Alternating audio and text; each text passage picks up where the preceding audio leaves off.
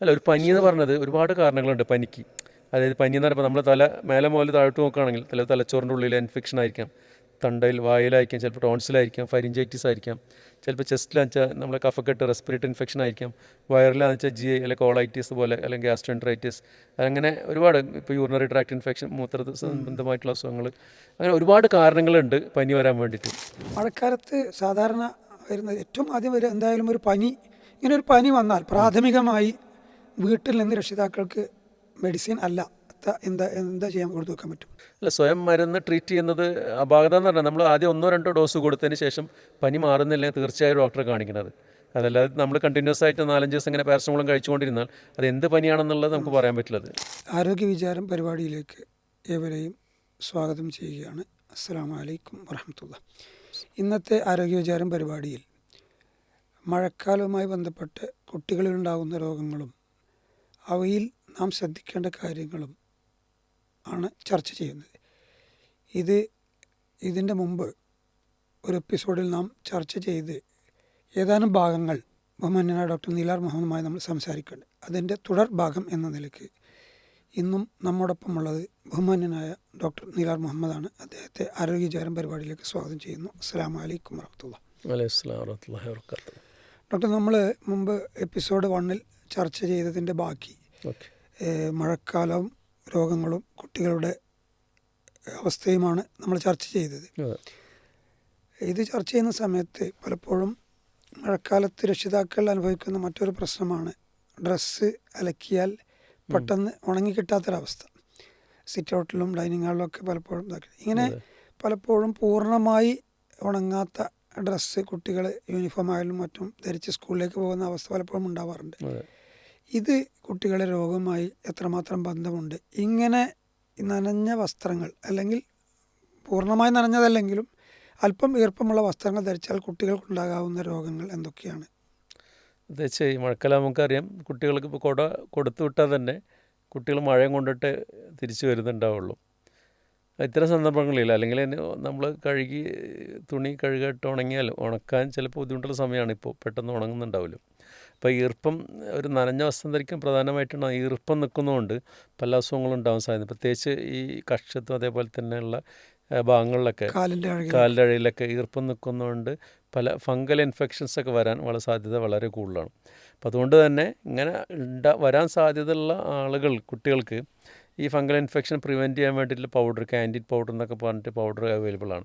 Dress ഇട്ട് കൊടുക്കുമ്പോൾ തന്നെ ഈ പൗഡർ ഉപയോഗിച്ചുകൊണ്ട് ഡ്രസ്സ് ഇട്ട് കൊടുക്കുന്ന ഒരു പരിധിവരെ ഇത്തരം ഫംഗൽ ഇൻഫെക്ഷൻസൊക്കെ പ്രിവെൻറ്റ് ചെയ്യാൻ സാധിക്കും. പിന്നെ അതോടൊപ്പം തന്നെ കുട്ടികളിപ്പോൾ സ്കൂളിലൊക്കെ പോയി കഴിഞ്ഞാൽ വെള്ളത്തിലാവും കളിക്കുന്നത്, ചെളിവെള്ളത്തിലാവും ഫുട്ബോൾ കളിക്കുന്ന പല കുട്ടികളും ഇപ്പോൾ ചെളിവെള്ളത്തിലേക്കാണ് ഫുട്ബോൾ കളിക്കുന്നത്. അതുകൊണ്ട് തന്നെ വിരലിൻ്റെ ഇടയിലൊക്കെ ഇത്തരം ഈ ഫംഗൽ ഇൻഫെക്ഷൻ വരാനുള്ള സാധ്യത വളരെ കൂടുതലാണ്, പ്രത്യേകിച്ച് മഴക്കാലങ്ങളിൽ.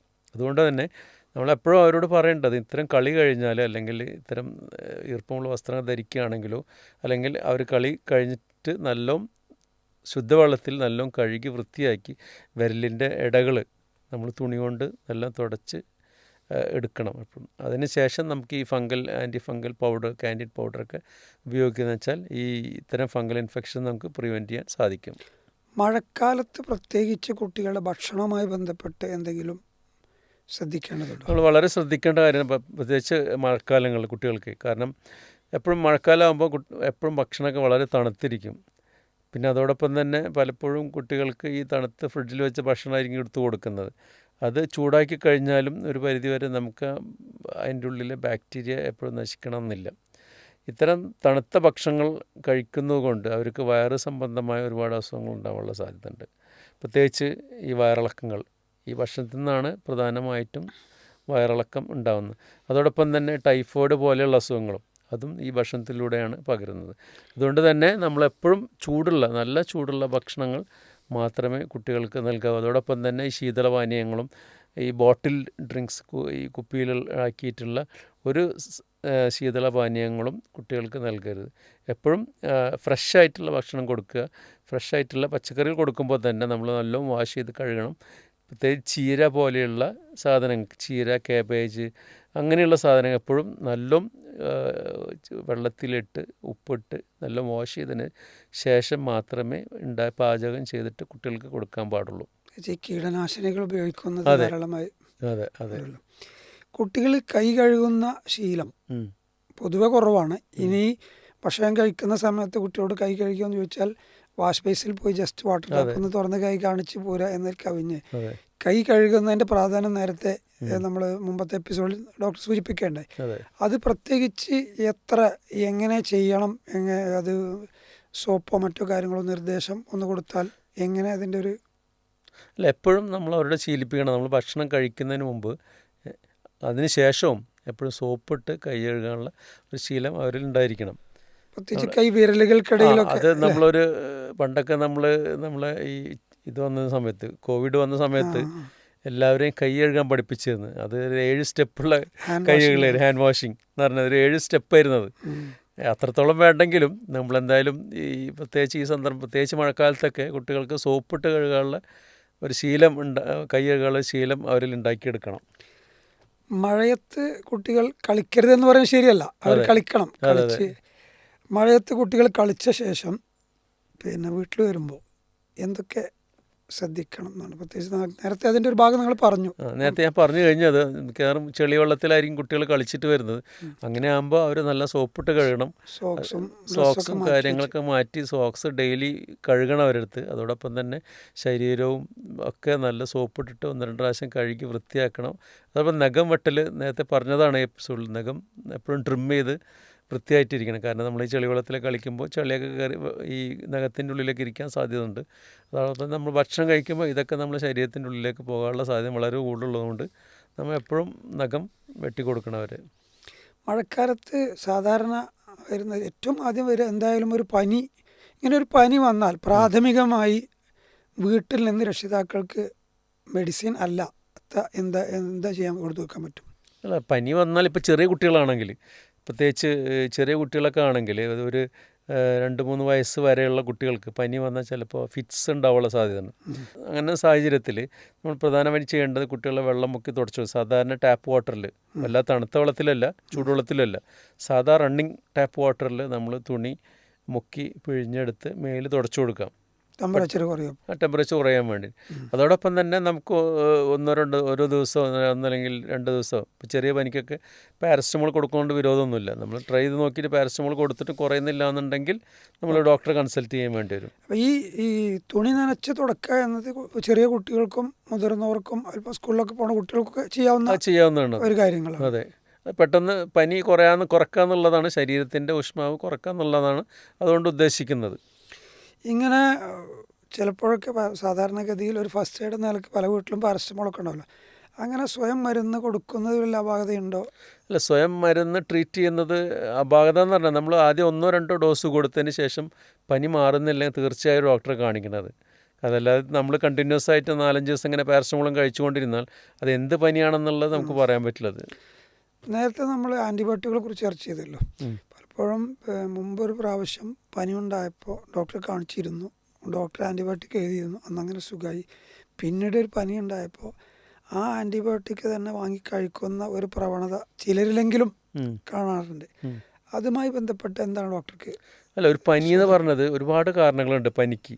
അതായത് പനി എന്ന് പറഞ്ഞപ്പോൾ നമ്മൾ മേലെ മുതൽ താഴോട്ട് നോക്കുകയാണെങ്കിൽ തലച്ചോറിൻ്റെ ഉള്ളിൽ ഇൻഫെക്ഷൻ ആയിരിക്കാം, തൊണ്ടയിൽ വായിലായിരിക്കാം, ചിലപ്പോൾ ടോൺസിലായിരിക്കാം, ഫരിഞ്ചൈറ്റിസ് ആയിരിക്കാം, ചിലപ്പോൾ ചെസ്റ്റിലാണെന്ന് വെച്ചാൽ നമ്മളെ കഫക്കെട്ട് റെസ്പിറേറ്ററി ഇൻഫെക്ഷൻ ആയിരിക്കാം, വയറിലാണെന്ന് വെച്ചാൽ GI അല്ലെങ്കിൽ കോളൈറ്റിസ് പോലെ അല്ലെങ്കിൽ ഗ്യാസ്ട്രോഎൻട്രൈറ്റിസ്, അങ്ങനെ ഒരുപാട്, ഇപ്പോൾ യൂറിനറി ട്രാക്ട് ഇൻഫെക്ഷൻ, മൂത്ര സംബന്ധമായിട്ടുള്ള അസുഖങ്ങൾ, അങ്ങനെ ഒരുപാട് കാരണങ്ങളുണ്ട് പനി വരാൻ വേണ്ടിയിട്ട്. മനസ്സിലായി? അപ്പോൾ ഏതൊരു ഇൻഫെക്ഷൻ ഉണ്ടെങ്കിലും പനി ഉണ്ടാവാൻ സാധ്യത. അപ്പോൾ ഈ ഇത്തരം ഇൻഫെക്ഷൻ ഉണ്ടാകുന്ന ഓരോന്നിനും പല അണുക്കളാണ് ഇത് ഉണ്ടാക്കുന്നത്. ഇപ്പോൾ റെസ്പിറേറ്ററി ഇൻഫെക്ഷൻ ഉണ്ടാക്കുന്ന അതേ അണു തന്നെ ആയിരിക്കില്ല ചിലപ്പോൾ യൂറിനറി ട്രാക്ട് മൂത്രത്തിൽ പഴുപ്പുണ്ടാക്കുന്നത്, അതേ അണു തന്നെ ആയിരിക്കില്ല നമ്മളെ തലച്ചോറിൻ്റെ ഉള്ളിൽ ഇൻഫെക്ഷൻ ഉണ്ടാക്കുന്നത്, അതേ ആയിരിക്കില്ല ചിലപ്പോൾ ചെവിടിൻ്റെ ഉള്ളിൽ ഇൻഫെക്ഷൻ ഉണ്ടാക്കുക. അപ്പോൾ ഓരോന്നിനും ഓരോ ഓർഗാനിസം ഉണ്ട്, ഓരോന്നിനും ഓരോ അസുഖങ്ങൾ ഉണ്ടാവാൻ വേണ്ടിയിട്ട് ഓരോ അണുക്കളാണ്. ഈ ഓരോ അണുവിനും വ്യത്യസ്തമായ ആൻറ്റിബയോട്ടിക്കാണ് നമ്മൾ ഉപയോഗിക്കുന്നത്. അപ്പോൾ ഇപ്പോൾ നമുക്കിപ്പോൾ ചിലപ്പോൾ തൊണ്ടയിൽ ഇൻഫെക്ഷന് വേണ്ടിയിട്ട് ഉപയോഗിക്കുന്ന അല്ലെങ്കിൽ ത്രോട്ട് ഇൻഫെക്ഷന് വേണ്ടി ഉപയോഗിക്കുന്ന നമുക്ക് വയറിലുണ്ടാകുന്ന ഇൻഫെക്ഷൻ ഉപയോഗിക്കാൻ പറ്റില്ല. വയറിലുണ്ടാകുന്ന ഇൻഫെക്ഷന് വേണ്ടിയിട്ടുള്ള ചിലപ്പോൾ മൂത്രത്തിനുണ്ടാകുന്ന ഇൻഫെക്ഷൻ ഉപയോഗിക്കാൻ പറ്റില്ല. അപ്പോൾ ആൻറ്റിബയോട്ടിക്സ് എന്ന് പറഞ്ഞാൽ ഒരുപാട് ആൻറ്റിബയോട്ടിക്സ് ഉണ്ട്. രക്ഷിതാക്കളെ സംബന്ധിച്ചിടത്തോളം ഒരു പനിക്ക് അന്നൊരു ഡോക്ടർ ആൻറ്റിബയോട്ടിക് എഴുത്തൊന്നും ഇത്ര വിശദമായി ഒന്നും അവർ ചിന്തിക്കാതെ അത് കഴിക്കുന്നത് തികച്ചും അപകടകരമാണ്. അത് അപകടകരമാണത്. കാരണം വ്യത്യസ്ത കാരണങ്ങൾ കൊണ്ടാണ് പനി ഉണ്ടാകുന്നത്. എപ്പോഴും ഒരേ കാരണമായിരിക്കില്ല അത്. അപ്പോൾ ഓരോ സമയത്തും ഉണ്ടാകുന്ന വ്യത്യസ്ത കാരണങ്ങൾക്ക് ചിലപ്പോൾ വ്യത്യസ്തമായ ആൻറ്റിബയോട്ടിക്കുകൾ വേണ്ടി വരും. അപ്പോൾ ചുരുക്കി പറഞ്ഞാൽ 1-2 ദിവസം പനി പാരസറ്റമോളോ മറ്റോ കൊടുത്തു നോക്കി, ഇല്ലെങ്കിൽ വീണ്ടും ഡോക്ടറെ കണ്ട് എന്താണ് ഈ പനിക്ക് കാരണം എന്ന് താങ്കളുടെ സംസാരത്തിൽ പറഞ്ഞ പോലെ ആ ഇൻഫെക്ഷൻ തീർച്ചയായും പനി മാത്രമേ ഉള്ളൂ, ചെറിയൊരു പനി മാത്രമേ ഉള്ളൂ എന്നുണ്ടെങ്കിൽ നമുക്ക് ഒരു ദിവസം വെയിറ്റ് ചെയ്യാം. പക്ഷെ പനിയോടൊപ്പം കൂടെ അതിന് ഛർദിയുണ്ട്, അല്ലെങ്കിൽ നമ്മളെ ഫിറ്റ്സ് പോലെ വരുന്നുണ്ട്, അല്ലെങ്കിൽ ബോധക്ഷയം ഉണ്ടാവുന്നുണ്ട്, ഫസ്റ്റ് ഡേ തന്നെ അങ്ങനെ ഉണ്ടെങ്കിൽ നമ്മൾ തീർച്ചയായും ഡോക്ടറെ അന്ന് തന്നെ കാണിക്കണം. ചെറിയൊരു പനി മാത്രമേ ഞാൻ ഉദ്ദേശിച്ചുള്ളത്. പക്ഷെ പനിയോടൊപ്പം തന്നെ ഇത്തരം സംഭവങ്ങളുണ്ട്, ഛർദി അല്ലെങ്കിൽ തലകറക്കം, ഫിറ്റ്സ് അല്ലെങ്കിൽ ബോധക്ഷയം അല്ലെങ്കിൽ എന്തെങ്കിലും ഡിസോറിയൻറ്റേഷൻ അങ്ങനെയൊക്കെ ഉണ്ടെങ്കിൽ നമ്മൾ തീർച്ചയായും ഡോക്ടറെ കാണിക്കണം. തീർച്ചയായിട്ടും. മറ്റൊന്ന് ORS, ഈ വയറിളക്കം ഛർദിയൊക്കെ നേരത്തെ ഡോക്ടർ പറഞ്ഞല്ലോ, നിർജ്ജലീകരണം, പിന്നെ വാട്ടർ കണ്ടന്റ് ശരീരത്തിന് നഷ്ടപ്പെടുകയും പിന്നെ അങ്ങനെ ക്ഷീണം പറ്റുന്നുണ്ടല്ലോ. ആ സമയത്ത് സാധാരണഗതി കൊടുക്കുന്ന ഒരു ഇതാണല്ലോ ORS, ഓറൽ റീഹൈഡ്രേഷൻ സാൾട്ട്. ഇതിൻ്റെ പ്രാധാന്യവും ഇത് നമുക്ക് വീട്ടിൽ ഉണ്ടാക്കാൻ പറ്റുമോ അല്ലെങ്കിൽ വാങ്ങി കൊടുക്കേണ്ടത് എങ്ങനെ, അതിൻ്റെ ഒരു സ്ട്രക്ചർ പറഞ്ഞാൽ നന്നായി. നമുക്കറിയാം ഈ ഡയറിയ ഒക്കെ ഉണ്ടാകുമ്പോൾ, പ്രത്യേകിച്ച് ഈ വയറിളക്കം ഉണ്ടാകുമ്പോൾ അതിൻ്റെ കോംപ്ലിക്കേഷൻ, ഏറ്റവും വലിയ കോംപ്ലിക്കേഷൻ എന്ന് പറഞ്ഞാൽ ഡീഹൈഡ്രേഷൻ, അതായത് നിർജ്ജലീകരണമാണ്. ഡീഹൈഡ്രേഷനാണ് ഏറ്റവും വലിയ കോംപ്ലിക്കേഷൻ. അതിനെ നമ്മൾ ഒരു പരിധിവരെ നമുക്ക് പ്രിവെൻറ്റ് ചെയ്യാൻ അല്ലെങ്കിൽ തടയാൻ വേണ്ടിയിട്ട് നമുക്ക് വീട്ടിൽ ഉണ്ടാക്കുന്ന ORS അല്ലെങ്കിൽ മേടിക്കുന്ന ORS നമുക്ക് കൊടുക്കാൻ പറ്റും. കാരണം അത് നമ്മളെ ശരീരത്തിലെ വാട്ടർ റെസ്റ്റോർ ചെയ്യാണ് ചെയ്യുന്നത്. അത് നമുക്കിപ്പോൾ ഈ ORS മേടിക്കാൻ കിട്ടിയില്ലെങ്കിൽ നമുക്ക് ഹോം മെയ്ഡ് ORS എന്ന് പറഞ്ഞിട്ട് ഉണ്ടാക്കാം. അതായത് ഈ കഞ്ഞിവെള്ളം ഉപ്പിട്ട്, അത് ഏറ്റവും നല്ലൊരു ORS ആണത്. കഞ്ഞിവെള്ളം ഉപ്പിട്ടിട്ട് കൊടുക്കുക, അത് നല്ലൊരു ORS. അതല്ലെങ്കിൽ നമുക്ക് വീട്ടിൽ ORS ഉണ്ടാക്കാൻ പറ്റും. അതായത് ഒരു ലിറ്റർ വെള്ളത്തിൽ ഒരു സ്കൂപ്പ് ഓഫ് ഷുഗർ, പഞ്ചസാര, അതോടൊപ്പം തന്നെ ഒരു നുള്ള് ഉപ്പും ഇത് ചേർത്ത നല്ലൊരു ORS ആണ്. അതുകൂടെ വേണം ചെറുനാരം കൂടെ പിഴിഞ്ഞ് വെച്ചാൽ നല്ലൊരു ORS ആണ്. നമുക്ക് ഹോം മെയ്ഡ് ORS ആണത്. ഇത് നമുക്ക് വീട്ടിലുണ്ടാക്കി കുട്ടികൾക്ക് ഇടയ്ക്കിടയ്ക്ക് കൊടുക്കാം. അതല്ലെങ്കിൽ നമുക്ക് കഞ്ഞിവെള്ളം ഉപ്പിട്ടിട്ട് അത് നല്ലൊരു സാധനമാണ്. അപ്പോൾ ഇത് ഈ സാധനങ്ങൾ കൊടുത്താലും മതി. ഇതിനെക്കുറിച്ചൊന്നും ധാരണ ഇല്ലാത്ത രക്ഷിതാവ് ഈ നിർജ്ജലീകരണം എങ്ങനെ തിരിച്ചറിയാം, എൻ്റെ കുട്ടിക്ക് ഇങ്ങനെ ജലാംശം നഷ്ടപ്പെട്ടിട്ടുണ്ട്, ORS കൊടുക്കേണ്ടതുണ്ട്, നിർജ്ജലീകരണം സംഭവിച്ചിട്ടുണ്ട് എന്ന് പ്രത്യക്ഷത്തിൽ മനസ്സിലാവുന്ന എന്തെങ്കിലും ലക്ഷണങ്ങൾ ഉണ്ടല്ലോ ശ്രോതാക്കൾക്ക് വേണ്ടി പറഞ്ഞു കൊടുക്കാൻ? അതായത് ഇത് നമുക്ക് ഇങ്ങനെ ക്ലാസിഫൈ ചെയ്യാൻ പറ്റുന്നത് മൈൽഡ്, മോഡറേറ്റ്, സിവിയർ എന്നുണ്ട് ഡീഹൈഡ്രേഷനെ. അത് മൈൽഡൊക്കെ ആണെങ്കിൽ കുട്ടിക്ക് ഇങ്ങനെ എന്താ പറയുക, ഭയങ്കര ദാഹം കൂടും, ശരീരത്തിലെ വെള്ളം പോകുമ്പോൾ ദാഹം കൂടും. പിന്നെ കുറേ നല്ല ഡയറി അങ്ങനെ ഉണ്ടായിക്കൊണ്ടിരിക്കുമ്പോൾ ദാഹം അങ്ങനെ പലപ്പോഴും നമ്മൾ വിചാരിക്കുന്ന കുട്ടിക്ക് കുഴപ്പമില്ലാത്തതുകൊണ്ട് വെള്ളം കുടിക്കുന്നുണ്ടല്ലോ. ദാഹം എന്ന് പറഞ്ഞാൽ ഡീഹൈഡ്രേഷൻ്റെ ഒരു ലക്ഷണമാണ്. പിന്നെ മോഡറേറ്റ് ഡീഹൈഡ്രേഷൻ ഉണ്ടാകുമ്പോൾ കണ്ണുകളെ കുഴിയും, അതുപോലെ തന്നെ നമ്മളെ സ്കിന്നിൻ്റെ ടെൻഷൻ കുറയും, നമ്മൾ സ്കിന്നൊക്കെ വലിയ ലൂസായിരിക്കും, തൊലി ലൂസായിട്ട് വരും. നമ്മൾ പിഞ്ച് ചെയ്താൽ ഇങ്ങനെ സ്ലോലി റിട്രാക്റ്റ് ചെയ്യുള്ളൂ, ഇങ്ങനെ ബാക്ക് സൈഡിൽ പോകുന്നത്. അതേമാതിരി മൂത്രത്തിൻ്റെ അളവ് കുറയും. പിന്നെ സിവിയർ ആകുമ്പോൾ ഈ റിട്രാക്ഷൻ നമ്മളിങ്ങനെ തൊലി പിടിച്ചാൽ പിന്നെ അത് അങ്ങനെ തന്നെ നിൽക്കുള്ളൂ, തിരിച്ചു പോകാത്തൊരവസ്ഥയിൽ വരും. പിന്നെ മൂത്രം തീരെ പോവില്ല, കണ്ണുകളൊക്കെ കുഴിഞ്ഞിരിക്കും, ചിലപ്പോൾ ബോധക്ഷയം ഉണ്ടാവും. അതായത് മോഡറേറ്റ് സിവിയർ ഡീഹൈഡ്രേഷൻ വരുമ്പോൾ തലച്ചോറിനൊക്കെ ബാധിക്കും. കാരണം നമ്മുടെ ശരീരത്തിലുള്ള ലവണങ്ങളൊക്കെ നഷ്ടപ്പെടും, സോൾട്ട് നഷ്ടപ്പെടും, ഹൈപ്പോനട്രീമിയ ഉണ്ടാവും. അപ്പോൾ ഇതിൻ്റെ പ്രശ്നങ്ങളൊക്കെ ഉണ്ടാവും, സോഡിയം കുറയും. അപ്പോൾ ഇതുകൊണ്ട് കുട്ടിക്ക് ബോധക്ഷയം ഉണ്ടാവും, ഫിറ്റ്സ് ഉണ്ടാവും. അപ്പോൾ ഇതൊക്കെ ഒരു ലക്ഷണങ്ങളാണ് അതിൻ്റെ. പൊതുവെ വയറിളക്കവും ഛർദിയും കൂടി ഒന്നിച്ചു വന്നാൽ പലപ്പോഴും ഈ ORS കൊടുക്കുമ്പോഴും ഛർദിച്ചു വരില്ല. അത്തരം സാഹചര്യങ്ങളിൽ എന്താണ് ചെയ്യുക? ഇപ്പോൾ ORS കൊടുത്തിട്ടും ഛർദിക്കുകയെന്നുണ്ടെങ്കിൽ വയറ്റിൽ നിന്ന് പോകുന്നു. പിന്നെ നെക്സ്റ്റ് ഓപ്ഷൻ, അടുത്ത ഓപ്ഷൻ എന്ന് പറഞ്ഞ് ഗ്ലൂക്കോസ് കയറ്റുക എന്നുള്ളതാണ്. അപ്പോൾ അടുത്തൊരു ഡോക്ടർ അല്ലെങ്കിൽ ക്ലിനിക്കിൽ പോയിട്ട് ഗ്ലൂക്കോസ് കയറ്റേണ്ടി വരും. ഛർദി രണ്ടും കൂടെ ഉണ്ടായി പിന്നെ നിവൃത്തിയൊന്നുമില്ല. വെള്ളം കുടിത്താലും കുടിക്കുന്നില്ലെങ്കിൽ പിന്നെ ഗ്ലൂക്കോസ് തന്നെ നിവൃത്തിയുള്ളൂ. മഴക്കാലത്ത് കുട്ടികളും മുതിർന്നവരുമൊക്കെ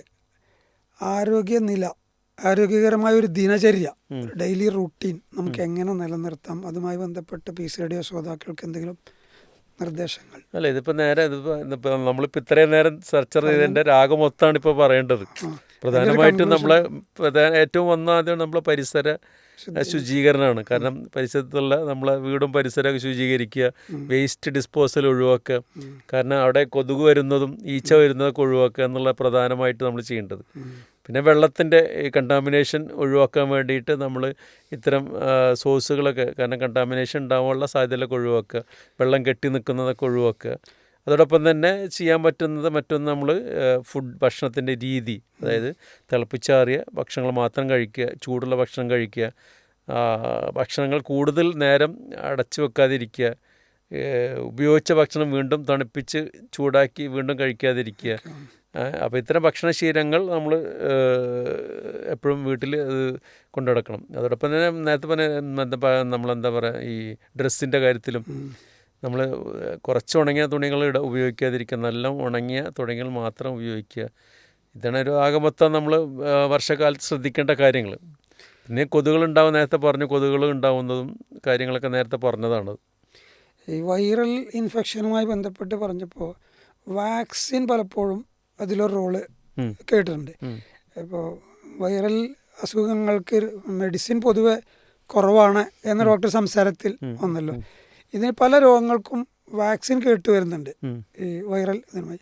എന്താണ് അതുമായി ബന്ധപ്പെട്ട് PCOD ശ്രോതാക്കൾക്ക് കൊടുക്കാനുള്ള വാക്സിൻ അവൈലബിൾ ആണ്. നമ്മളിപ്പോൾ നേരത്തെ പറഞ്ഞല്ലോ, ഇപ്പോൾ റിപ്പീറ്റഡ് ആയിട്ട് ഇപ്പോൾ ഉണ്ടാവുന്നത് ഈ ജലദോഷം ഫ്ലൂ ആണത്. അപ്പോൾ അതിന് ഇൻഫ്ലുവൻസ ബി വാക്സിൻ എന്നിട്ട് അവൈലബിൾ ആണ്. അത് എല്ലാ വർഷവും ഓരോ ഡോസ് ഇഞ്ചക്ഷൻ എടുക്കാവുന്ന കുട്ടികൾക്ക്, പ്രത്യേകിച്ച് തുടക്കത്തിൽ മുതൽ ഇപ്പോൾ 3 ഡോസ് ഇഞ്ചക്ഷൻ കൊടുക്കുന്നുണ്ട്. ഈ ഫ്ലൂ വാക്സിൻ കൊടുക്കുന്നുണ്ട് കുട്ടികൾക്ക് 1.5 വയസ്സിലും അതേപോലെ തന്നെ 2 വയസ്സിലൊക്കെ ആയിട്ട് ഒരു മാസത്തെ ഗ്യാപ്പിലും 6 മാസത്തെ ഗ്യാപ്പിലൊക്കെ ഈ ഫ്ലൂ വാക്സിൻ കൊടുക്കുന്നുണ്ട് കുട്ടികൾക്ക്. അതോടൊപ്പം തന്നെ നമുക്ക് മുതിർന്നവരിലും എല്ലാ കൊല്ലം ഇത്തരം ഫ്ലൂ വാക്സിൻസ് എടുക്കാവുന്നതാണ്. അതുകൊണ്ട് തന്നെ ഒരു പരിധിവരെ ഈ ജലദോഷപ്പനിയൊക്കെ കുറഞ്ഞു കാണുന്നുണ്ട്. ഏതായാലും നമുക്ക് അനുവദിച്ച സമയം ഇവിടെ അവസാനിക്കുകയാണ്. ഒരുപാട് ഉപകാരപ്രദമായ മഴക്കാലവും കുട്ടികളുമായി ബന്ധപ്പെട്ട രോഗങ്ങൾക്കുള്ള ഒരുപാട് നിർദ്ദേശങ്ങൾ തന്നത് അള്ളാഹു നമ്മിലും സ്വീകരിക്കുമാറാവട്ടെ. ആളുകൾക്ക് വളരെ ഉപകാരമായിരിക്കും എന്ന് വിചാരിക്കുന്നുണ്ട്. ഇനിയും ഇൻഷാ അല്ലാഹ് ഇതുമായി ബന്ധപ്പെട്ട മറ്റൊരു വിഷയം ചർച്ച ചെയ്യാൻ ഇൻഷാ അല്ലാഹ് കൊണ്ട് നമുക്ക് കണ്ടുമുട്ടാം. അള്ളാഹു സ്വീകരിക്കട്ടെ. സുബ്ഹാനക്കല്ലാഹുമ്മ ബിഹംദിക അശ്ഹദു അല്ലാ ഇലാഹ ഇല്ലാ അൻത അസ്തഗ്ഫിറുക വഅതൂബു ഇലൈക്. അസ്സലാമു അലൈക്കും വറഹ്മത്തുള്ളാഹി.